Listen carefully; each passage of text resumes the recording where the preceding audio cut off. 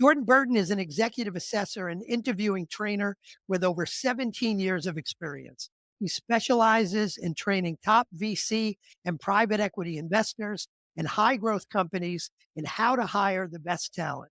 Jordan was a partner at the renowned leadership advisory firm ghSMART, of which I'm a big fan, by the way, a consultant at Bain Company, and holds an MBA from Harvard Business School. At his training firm, Talgo, he manages relationships with industry giants like Sequoia Capital, Lee, and Palantir Technologies. And on this show, we're going to focus on how we increase the chances of hiring the right people. Jordan, welcome to the show. Thank you so much for having me. It's great to be here. Jordan, I always start with the same question Yes. on this show. What do you believe, from all your experience, what do you believe is the one most important characteristic of a great leadership team? I love this. And I have heard other answers on your show for this one. I was He eager to cheated. get my chance. I will say this one is important by virtue of its rarity. I would say that if you got this one right, is the most differentiated quality of a great leadership team. And that is that the leadership team views job number one as bringing in and developing top talent, that they view themselves first and foremost as a talent machine. Drop the mic right there. And I love that so much because I am in the middle of the editing process of my third book, and the whole premise of the book, the theme throughout the book is the number one driver of profit growth is people growth. I believe And it. I think you kind of just said that in a different way. So we're automatic best friends. So I love that. And that's what we're going to be talking about. Now, I have to ask you, before we dive in to everything interviewing and hiring, in your bio, I said you were an executive assessor, hmm but I have no idea what an executive assessor is. So You're help me not out. alone. Most people don't. And I'll actually weave together. I've had one sort of follow up to the thing around this most important quality of great leadership team that will also simultaneously say what an executive assessor is. So an executive assessor, there's a number of us out there. ghSMART, which we mentioned, is sort of a leading firm in this space, at least in like the private equity and big corporate world. These are people who interview for a living. These are people whose job it is to do interviews with CEO candidates, CFO candidates on behalf of private equity investors, on behalf of corporate boards. You basically are doing a very high stakes interview. There's different techniques that can be used for that. That's basically what you're helping these investors and boards make the most important decisions that they make, which is who should they hire for leadership roles.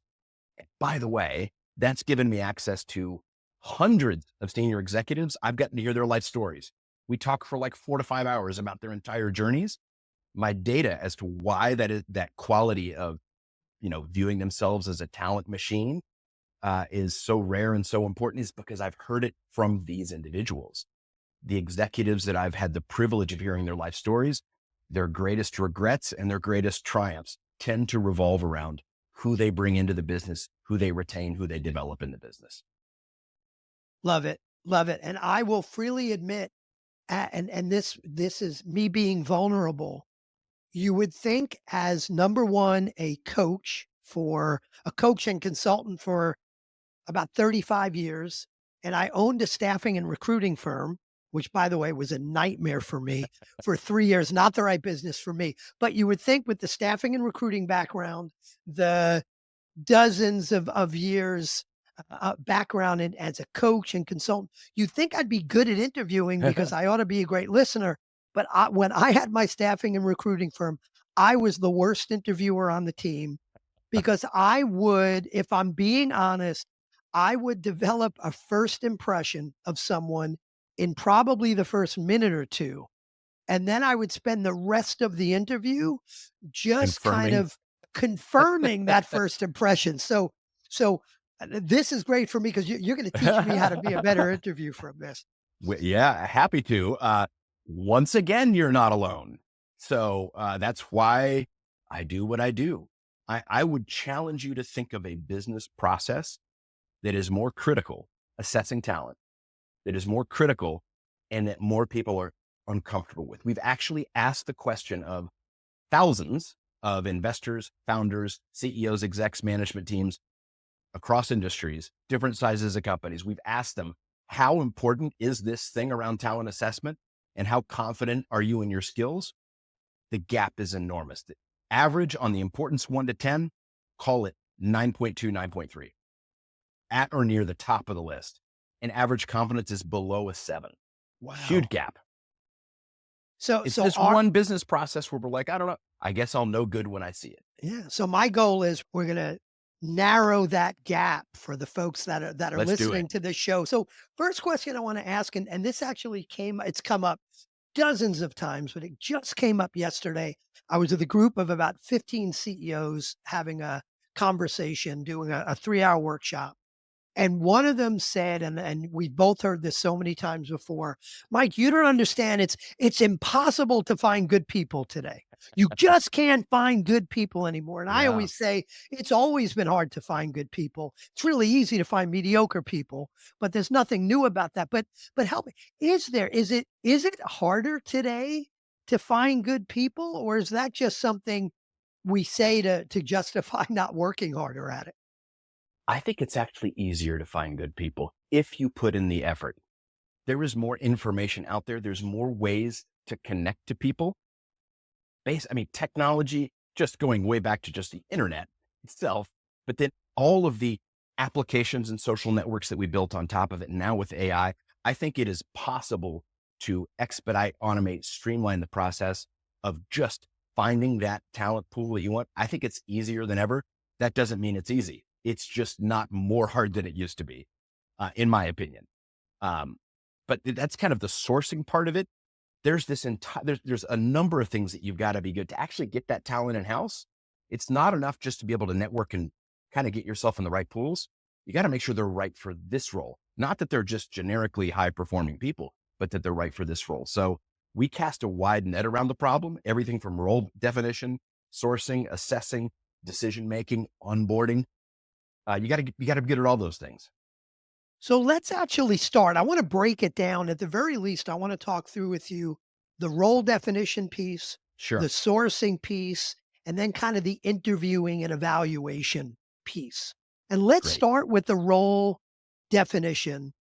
Talk to us a little bit about what that means beyond the typical job description. Yeah, and you use the right word there, typical job description. That is the mistake, to use that document as your standard of success.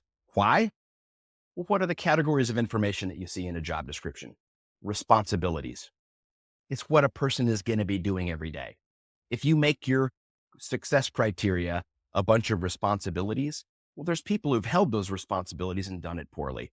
There's no standard for performance, right? And then there's also qualifications. We want somebody who's done X for this many years.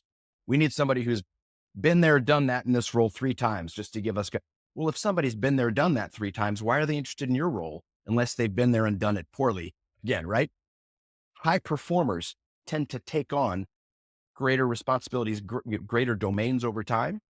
So if you're setting your standard of, I want someone who's been there, done that, creating selection bias towards lower performers. Frankly, there's other bias created by a job description, which there's gender bias. There can be, all sorts of demographic and other kinds of bias that are created by creating this long list of like these kinds of degrees from these kinds of schools, only these employers. Lots of problems with that. We do have a different way to do it, which I'd be happy to tell you about on the role definition side. Happy. Yeah, let's talk about that. So if the job description is not all that helpful and could even be hurtful, Yeah. what do we do instead?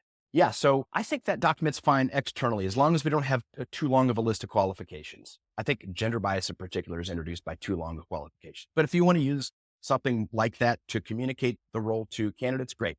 Internally, 2 things. I want to know what needs to happen in the business in terms of results. We call it results expected. What are the results we expect this person to deliver? And it's what they deliver. Let's not give a marketing manager a revenue target if this person is not fully empowered to deliver, but they may have a lead generation component of that. Let's get clear on what are the metrics that we're going to use to determine if this person was successful, the impact that they're going to deliver on the business. That's one. Part 2 is I want to know What are the qualities, characteristics? We call them competencies. What are the competencies that uniquely matter for our organization and for this role? Not the generic list of team player, self-starter, great communicator, all of this stuff that we're kind of hardwired to tease out anyway. No, tell me, what is it about this role or about your organization that's uniquely standing out, such as you need to be comfortable marshaling resources of a bunch of busy people and you're not their boss. You're going to have to navigate cross-functionally and get things done without ordering people around. It requires some diplomacy. It requires some savvy understanding of what else is on these people's plates. It requires a little interpersonal magnetism. You want to codify that. That's something that really is worth going deep on, right? So results expected in this short list of competencies that really matter is a way better way to start the process than a laundry list of 30 boilerplate, generic attributes that copied from job description to job description. Not helpful. Having struggled with some of my clients on this, what is so powerful about what you said is I would guess, and you tell me if I'm right, I would guess that most leaders you work with that have to define this role in the way you just said, Mm-hmm. it's not as if they have that in their head and they're going, "Oh, that's what you want? Oh, here it is. It's 10 marketing qualified leads a week, and Mm-hmm. it's this, and it's" for most leaders I talk to, getting them to answer this question forces them not to get what's already in their head on paper. It forces them to really think about a role that before they have to answer these questions, they have probably not thought deep enough about. Oh my God, I'm bringing on a chief marketing officer. You know what? I haven't really thought about how I would measure their success in the role or what the non-generic kind of competencies are. So, do you find the same thing that this is not easy for leaders and it's so important? It's your question truly, like it's obvious you have been in the trenches and really done this. That is a very subtle point that a lot of people miss. We have a lot of clients that we work with who've made lots of hires, and we go through this process of proper role definition. And there's a little effort required to it because just like you said, they are actually through the process of creating this document, thinking about their business differently.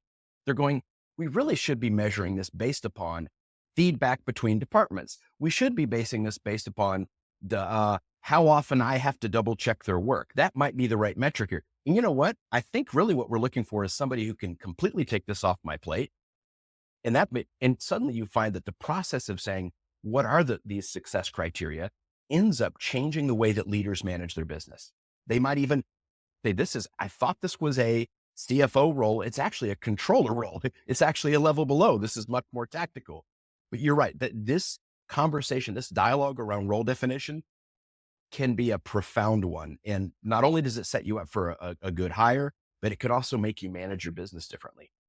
Yeah, and I think another great example, I think that would set you up for a better hire or at least a different hire is if you think about like a CFO role. If I ask a leader, "Well, how do you measure success of your CFO?" The immediate answer is something like, "Well, net income or EBITDA." And it's like, "Well, wait a minute. Your CFO's reporting on that. What's their part Are of that? are they accountable for that?" And then, you dig in and part of the tactical stuff might be, well, the P&L is, no more than 10 days after the end of the month. But then they Closing get to the point, it's like, timeframes? wait a Yep. minute. What about cash flow?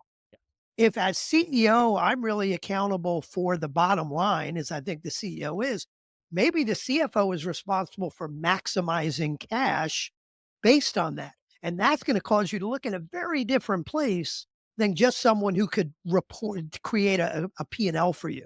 And what's interesting is to pick up on your point, that conversation around the CFO and the EBITDA point, you say, what part of that EBITDA do they own? Yeah, I get that they own the cash for sure. And I get that they own the reporting on all these numbers. It needs to be accurate within a certain number of days. But guess what? The CFO does have a role in EBITDA, which is they need to kind of be a cross-functional leader and help put some guardrails around the go-to-market team, like the sales team, to make sure that we're not underpricing deals.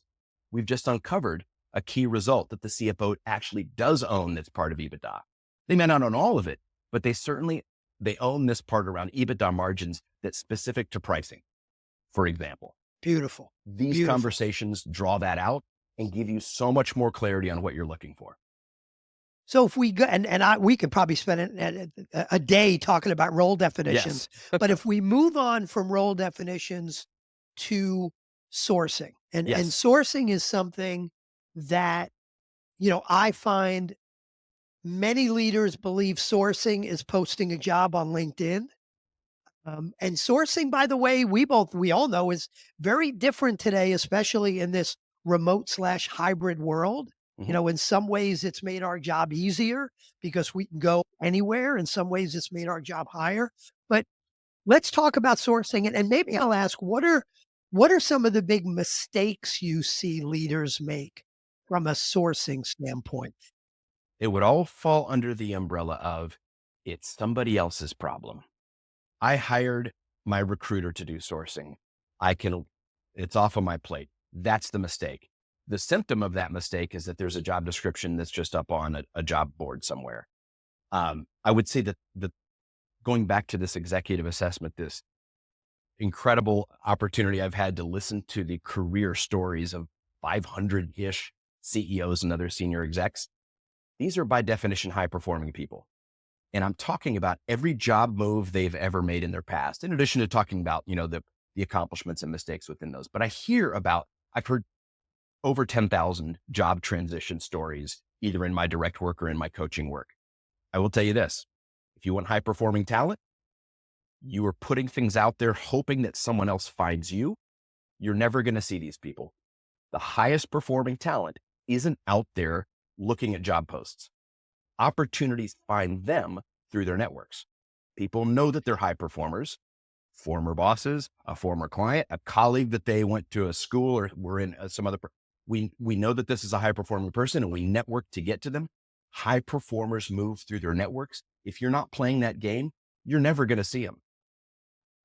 So their high performers are out there. The way to access them is by taking it personally as a leader, by saying, I'm going to view my job as a part-time recruiter. I am responsible for the talent that we source.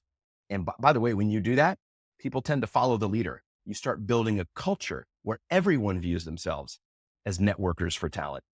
Companies that do that have no problem with top of funnel talent quality. So I love that philosophy. I preach that philosophy. What are one or two pragmatic things a leader can do? A leader's listening and saying, "Yeah, I get it. I need to take more ownership. I need to use my network." But what does that actually mean? What should they go do? Yeah. Here's two things you can go do. One is if you have somebody that is helping you source talent like a recruiter, make sure you're connected to them on LinkedIn or whatever platform you want to be using. It's largely LinkedIn, let's be honest. Have them mind your networks. Have them look through your networks and find interesting people. It's a great way to get leverage.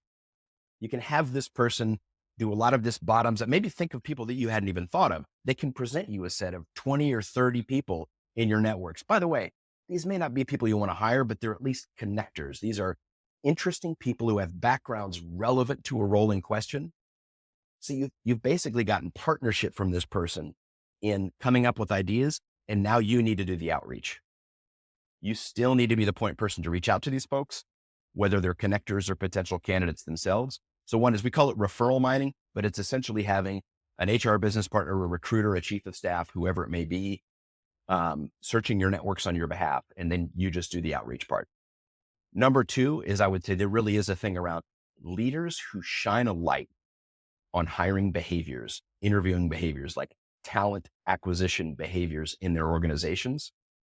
The ones who do this, every time they're standing up and talking to the company, they're talking about what's happening on the hiring front. They're shining a light on that engineer who did 15 interviews last week, and make sure that it's celebrated or rewarded, that this is something that's a core part of what we do.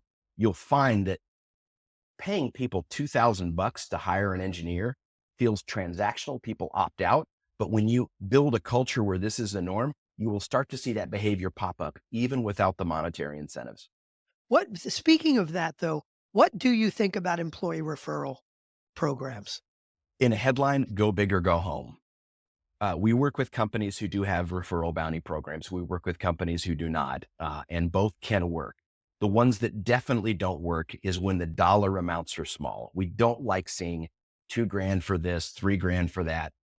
Think about what you're paying an agency or what you're going to pay a search firm for an executive hire. We're talking a third of first year comp. That's the ballpark we should be thinking about, especially because if our team is networking for talent, again, this is how high performers move. So they actually have access to people that a recruiter or an agency may not have access to. Let's at least have them at parity with these service providers, right?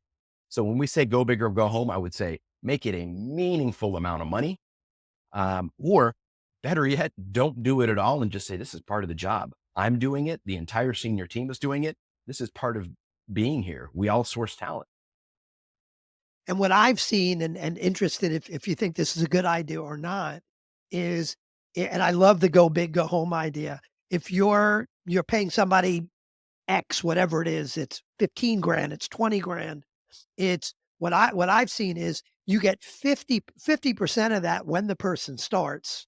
A year from now, if you're both still here, you get the other 50%. Yeah, we talked about ghSMART. I was the kind of the business owner of recruiting for a couple of years. We had a program that ran across 10 years. So you get paid every year Oh, for a person wow. as long as both of you were there.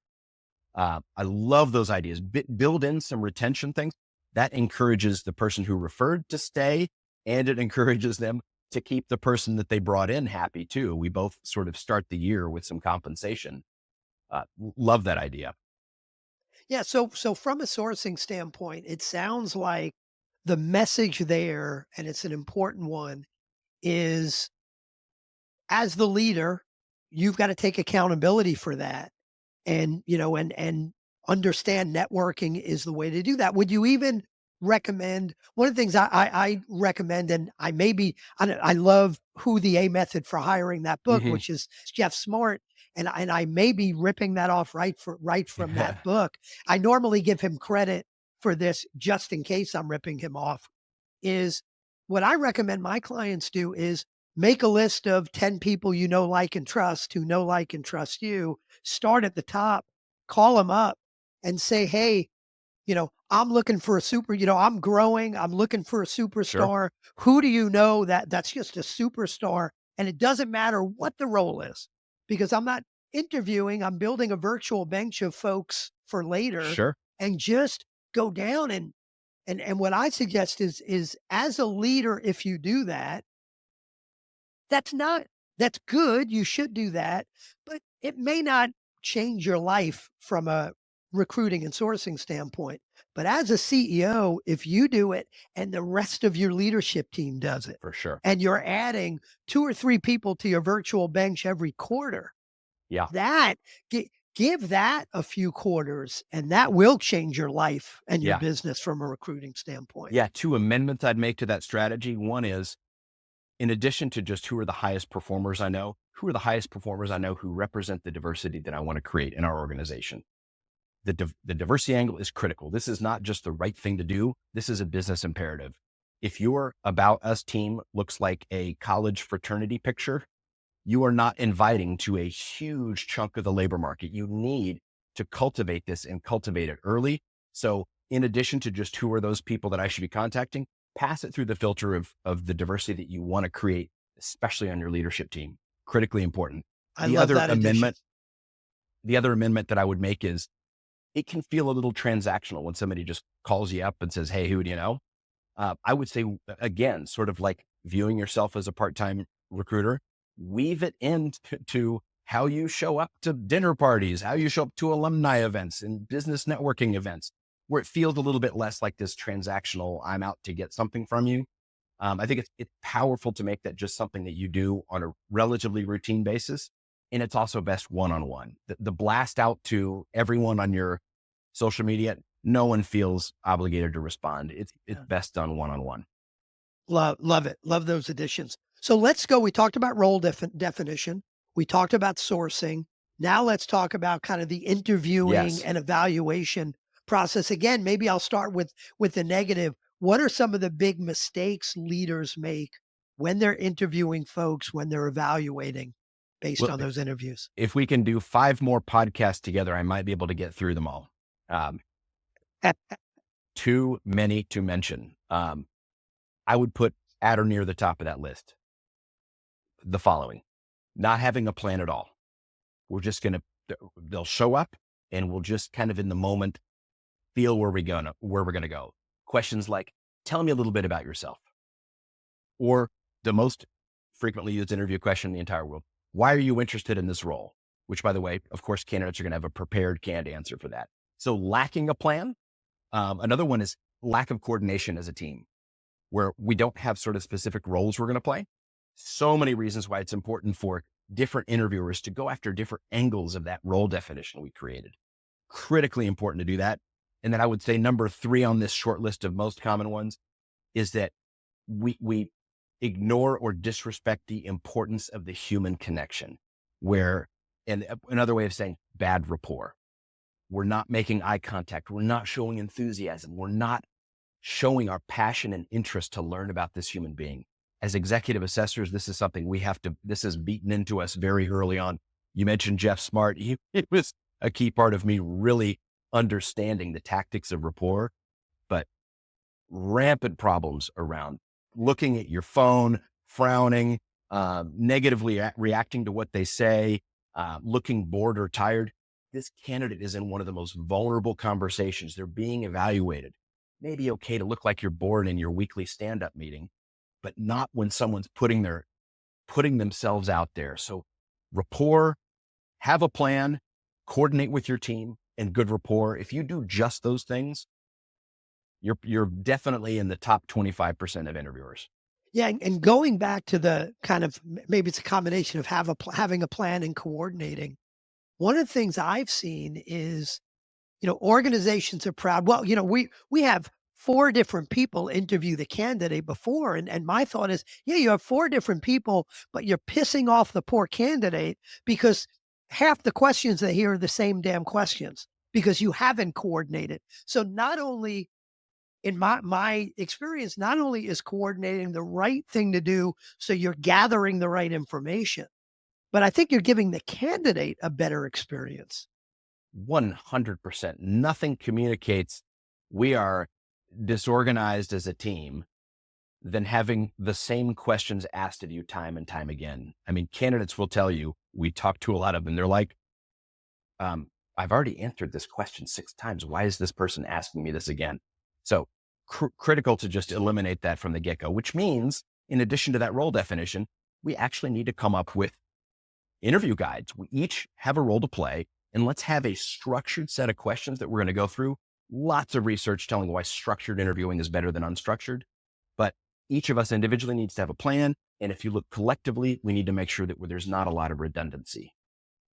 So what is the typical structure of that interview process? What are the different types of interviews, and what's the typical order of those interviews? Sure. There's 5 formats we like, and there's a bunch that we don't like. There's screening is an important first step interview. So we want to very quickly, this should be a broad and not too deep. This should be a survey of the comprehensiveness of the candidate with a little calibration on overall performance. But screening is a great one. Some kind of a behavioral screen. By the way, technical interviews for like software engineers or consulting and banking, they do screens with business case. That's fine as well, just as long as there's great rapport and it's interactive. But screening, then I would say we would call it facet interview, but I'm going to go deep on X, where X could be grit and determination. X could be technical skills, technical finance skills for a CFO candidate. Whatever that facet of the role is, creating an interview around that. There is the one that I know you're familiar with. It's kind of a career walkthrough. We call it the deep dive, but it's essentially, let's do an inventory of their full career. I think it's the single most powerful interview in your arsenal. There are problem-solving interviews. Problem-solving interviews are where I give you a structured business or technical problem, and we collaborate on solving it together. And I'm in real time, I'm trying to evaluate your ability to solve and diagnose and create solutions for the kind of problems that we face. They're great. There's some limitations and drawbacks, but we're big fans for the right roles. References, talking to a third party, critical. Those are the 5 formats that we really like.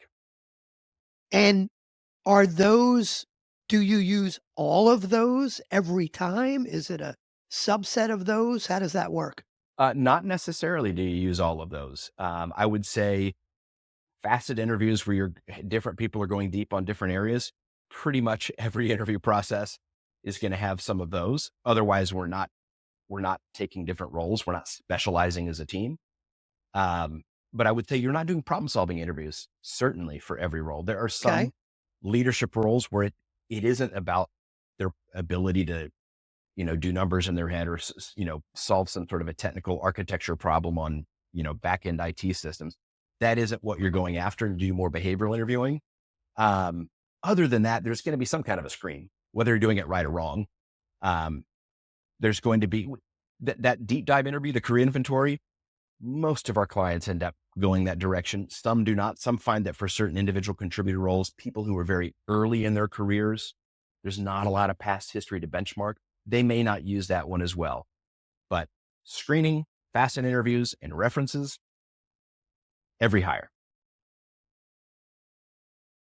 One of the struggles I've seen teams have is hiring someone who has a challenge living the core values of the organization. And let me be a little bit more specific of what I mean.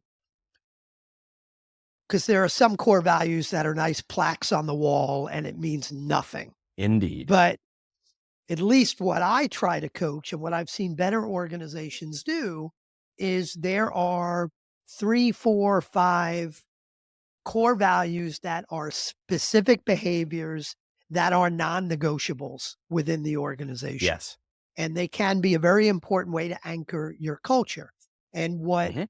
many organizations won't say out loud because of how ridiculous it sounds, but they kind of believe it anyway, is we're going to hire someone who's got all the technical proficiencies we Mhm. need.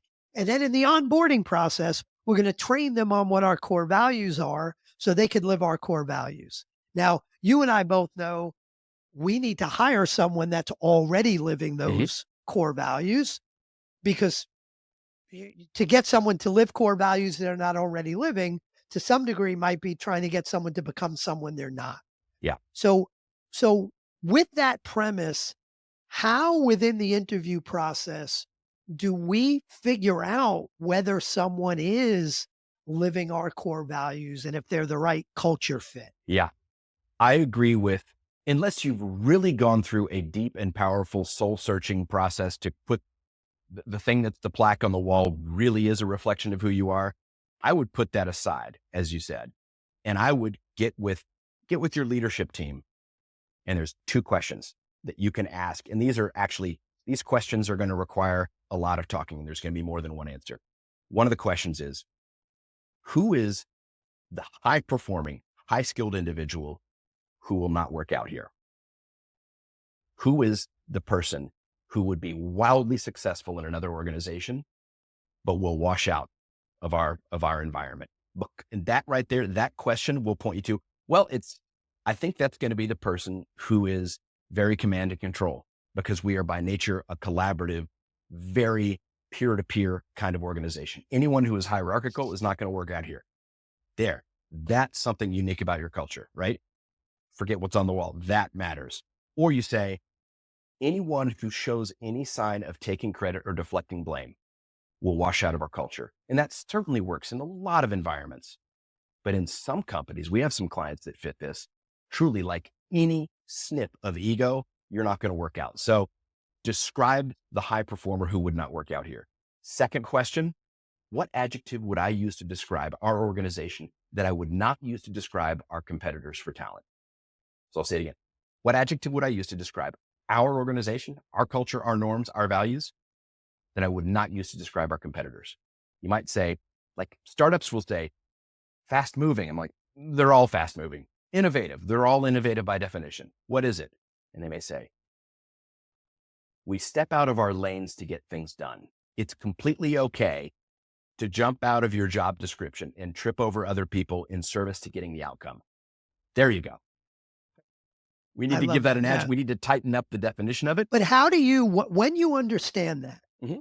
and you're bringing up a good point, understanding that is maybe 90% of the battle. But let's assume you understand that. I've seen folks on an interview go, well, one of our core values is collaboration. Tell me about a time you've collaborated. It's like, are you kidding me? So what's the right way Oh, during an interview, or even during the sourcing before the interview, if that's applicable? What's the right way to determine if someone is living those values? yeah.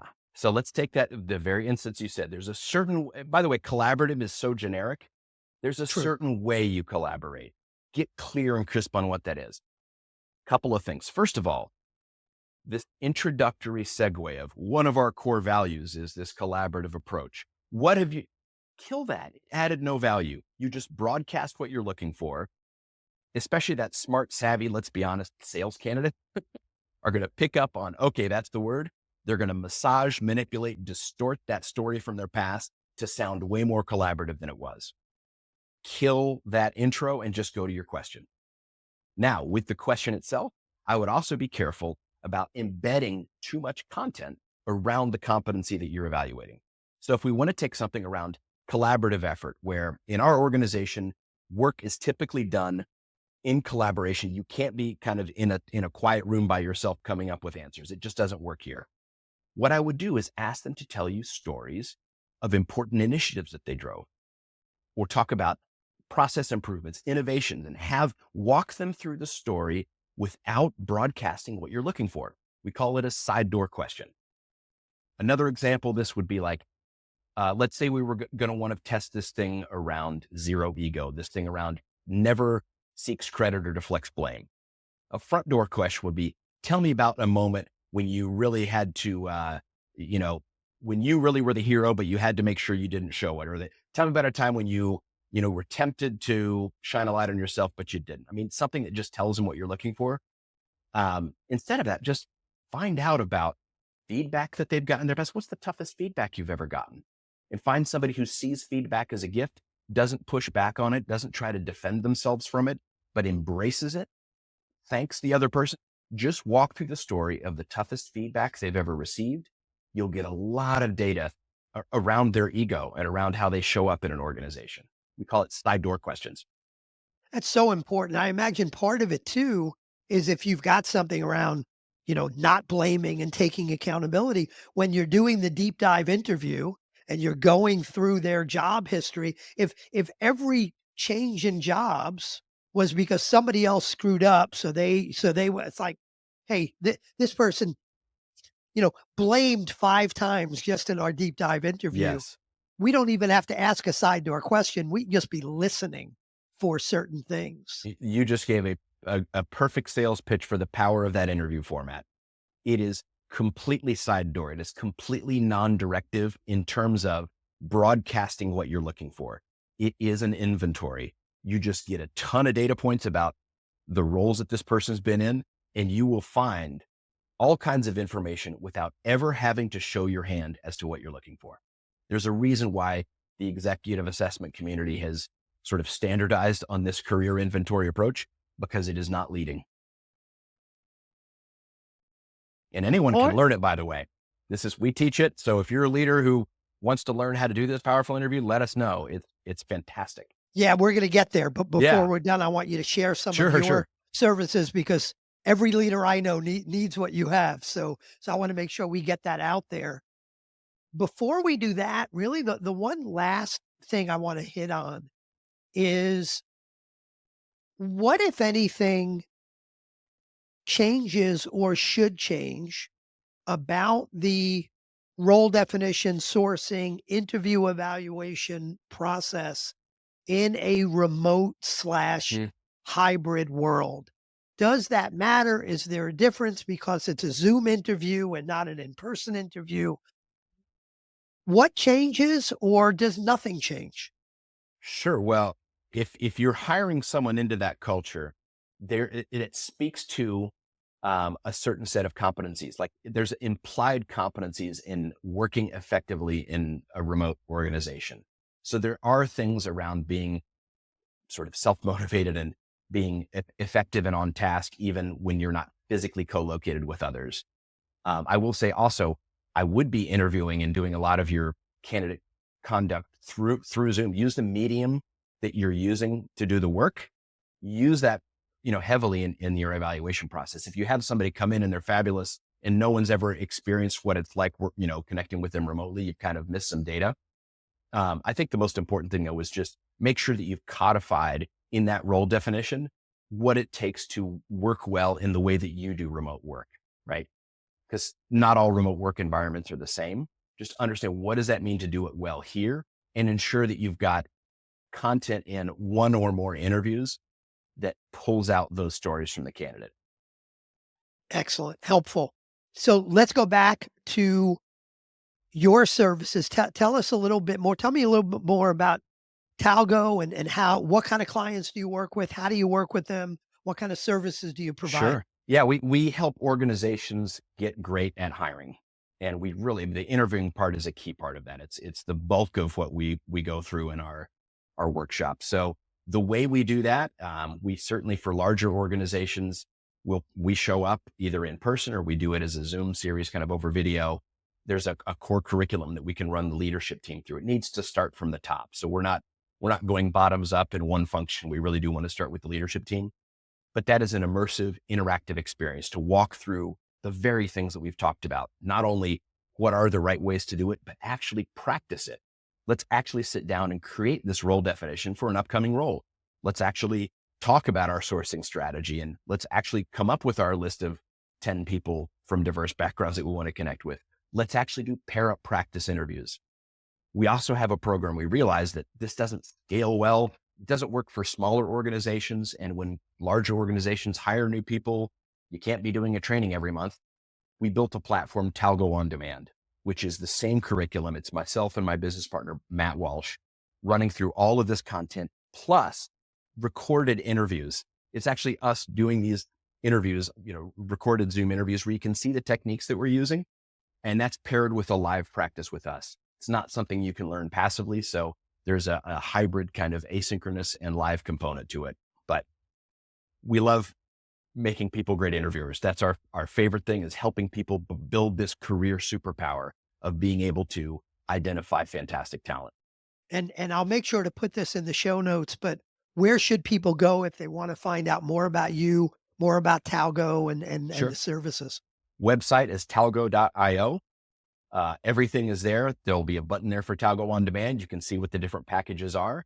And yeah, it's if there's any, if you have an organization on the larger end that would like a private training like that, there's a contact us. You can reach out, and I will likely be the person responding to that. But we'd be delighted to hear from you.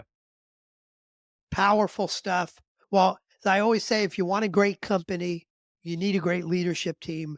Jordan, thanks so much for helping us get there today. Mike, thanks so much. I really enjoyed it.